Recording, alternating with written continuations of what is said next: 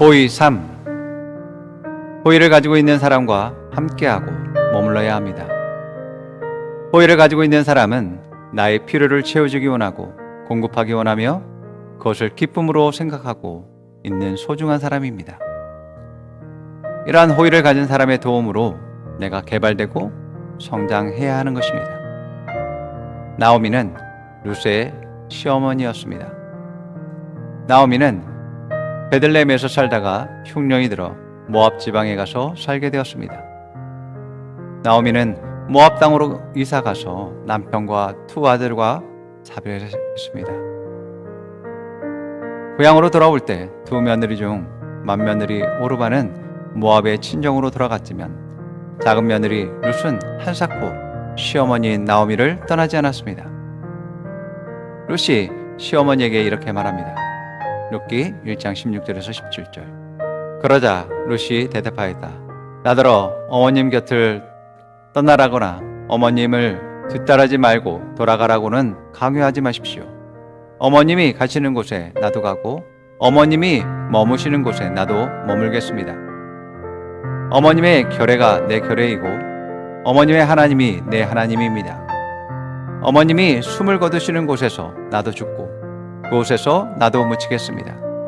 죽음이 어머님과 나를 떼어놓기 전에 내가 어머님을 떠난다면 주님께서 나에게 벌을 내리시고 또 더 내리신다 하여도 달게 받겠습니다.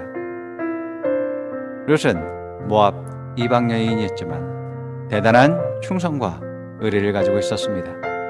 룻은 아픔과 슬픔을 가진 시어머니에게 먼저 호의를 베풀었습니다. 시어머니를 위로하고 경제적인 도움을 주고 친구가 되어주었습니다. 시어머니 나오미와 룻은 이방 땅 모압에서 베들레헴으로 이사를 하게 됩니다.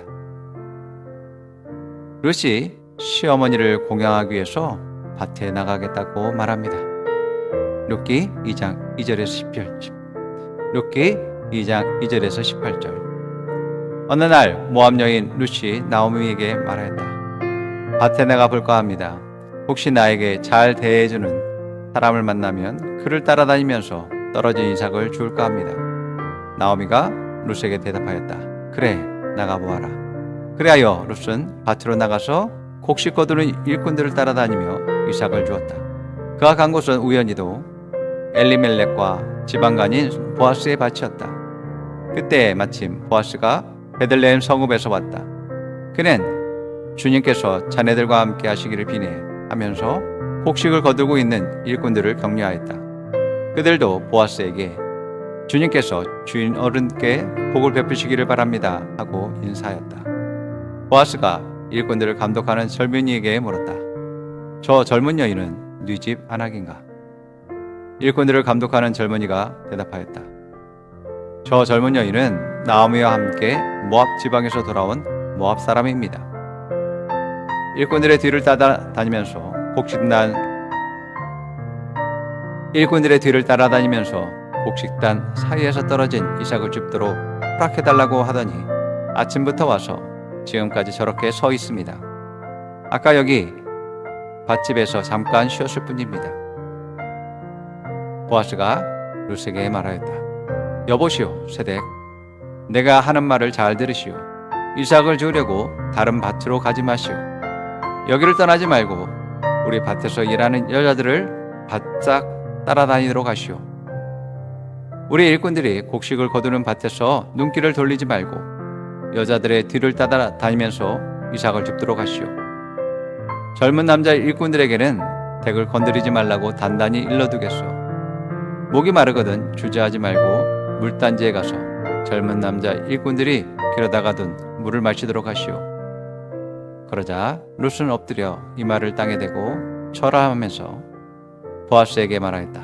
저는 한낱 이방 여자일 뿐인데 어찌하여 저 같은 것을 이렇게까지 잘 보살피시고 생각하여 주십니까? 보아스가 룻에게 대답하였다.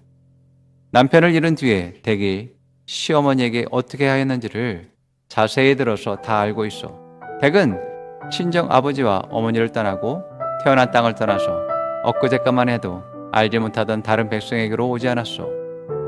덱이 한 일은 주님께서 갚아주실 것이요 이제 댁이 주 이스라엘의 하나님의 날개 밑으로 보호를 받으러 왔으니 그분께서 댁에게 넉넉히 갚아주실 것이요. 룻이 대답하였다. 어른께서 이토록 잘 보살펴 주시니 몸둘 바를 모르겠습니다. 어른께서 거느리고 계신 여종들 축에도 끼지 못하는 이 종을 이처럼 위로하여 주시니 보잘것없는 이 몸이 큰 용기를 얻습니다. 먹을 때가 되어서 보아스가 그에게 말하였다. 이리로 오시오. 음식을 듭시다. 빵 조각을 초에 찍어서 드시오. 룻이 일꾼들 옆에 앉으니 보아스는 그 연에게 볶은 곡식을 내주었다. 볶은 곡식은 룻이 배불리 먹고도 남았다. 룻이 이삭을 죽으러 가려고 일어서자 보아스가 젊은 남자 일꾼들에게 일렀다. 저 여인이 이삭을 죽을 때에는 곡식단 사이에서도 죽도록 하게. 나날이들은 저 여인을 괴롭히지 말게. 그를 나무라지 말고 오히려 단에서 조금씩 이삭을 뽑아 흘려서 그 여인이 죽도록 하주게. 룻은 저녁 때까지 밭에서 이삭을 주었다. 주운 이삭을 떠니 보리가 한 에바쯤 되었다. 룻은 그것을 가지고 성읍으로 돌아갔다. 룻은 주워온 곡식을 시어머니에게 내보였다. 배불리 먹고 남은 볶은 곡식도 꺼내서 드렸다. 룻에 대해서 보아스의 호의가 베풀어졌습니다. 밭에서 이삭을 줍도록 허락합니다. 젊은 남자들의 횡포, 폭력을 사전에 막아주고 보호해 주었습니다. 또 물을 먹으라고 배려했습니다. 그런데 이러한 호의는 하나님이 보아스의 마음을 열어준 것이지만 룻의 섬김의 자세로부터 호의가 풀어진 것임을 볼 수 있습니다.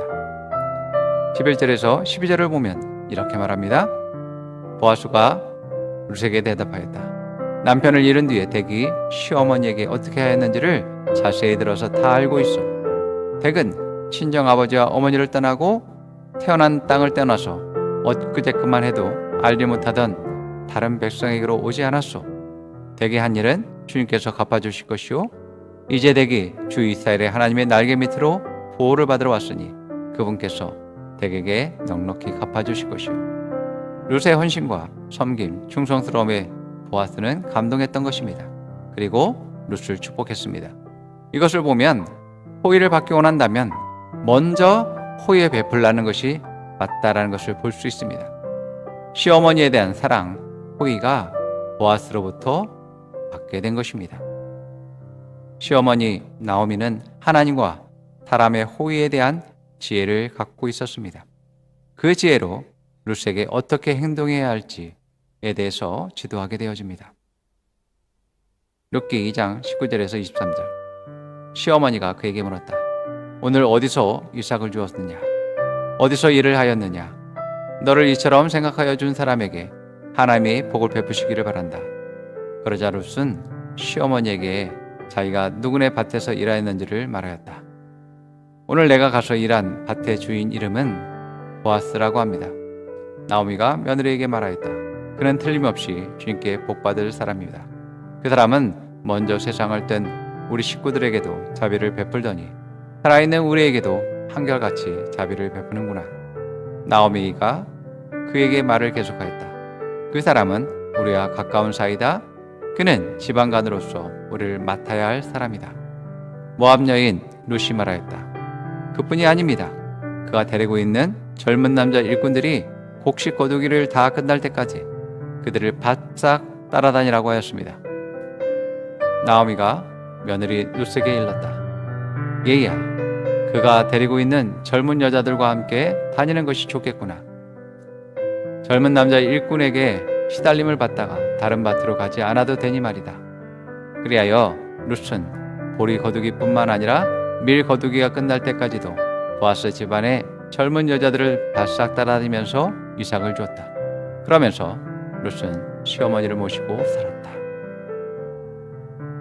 나오미는 자신과 며느리에게 베풀어주는 하나님의 호의가 어디 있는지 보았습니다. 그리고 며느리에게 보아스의 호의는 좋고 보아스의 호의를 붙잡으라고 합니다. 뿐만 아니라 담대하게 보아스에게 더 큰 호의를 요청합니다. 보아스에게 하나님의 기업을 사라고 말합니다. 우리 가정에 대한 하나님의 부르심을 감당하십시오. 우리 가정을 책임지십시오. 이 딸을 당신의 아내로 삼으십시오라고 말합니다. 결국 보아스의 호의로 한 가정의 부르심과 식구들과 자손들이 번성하게 되는 일들이 일어나게 됩니다.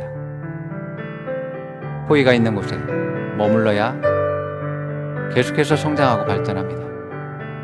나무는 시냇가에 있어야 계속 성장하고 열매를 맺게 되는 것입니다.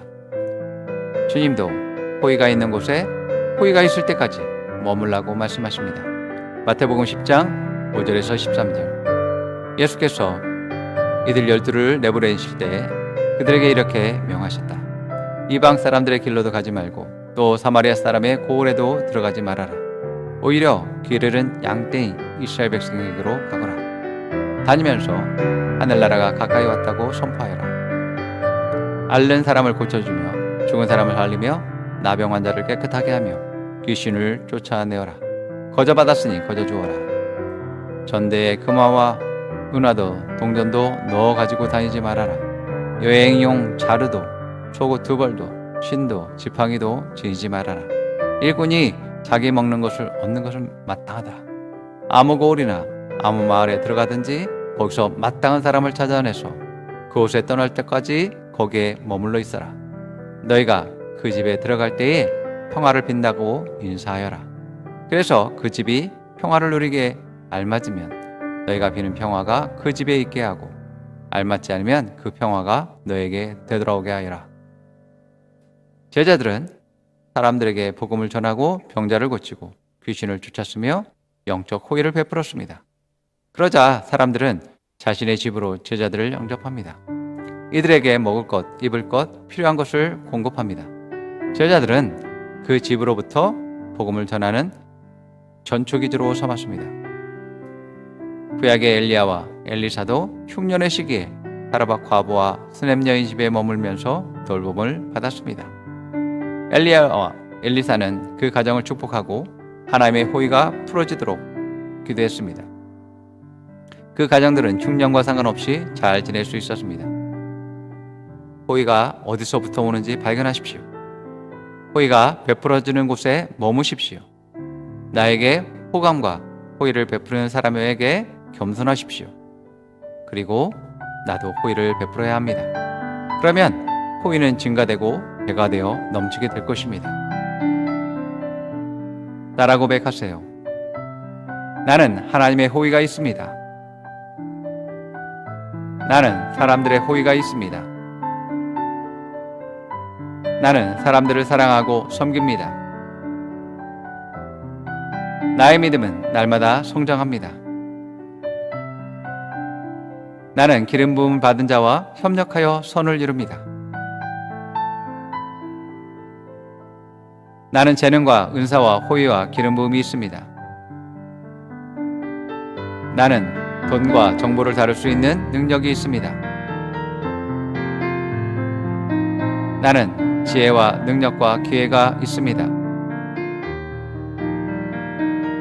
호의를 잘 활용할 탁월함이 있습니다. 내게 호의가 넘칩니다.